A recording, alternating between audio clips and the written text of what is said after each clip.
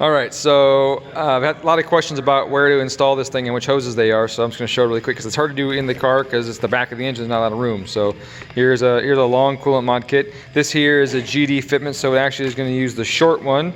So here's one of the first run short ones. They've come a long way now, but here you go. So that's the plug it goes in right there. See, that's the plug.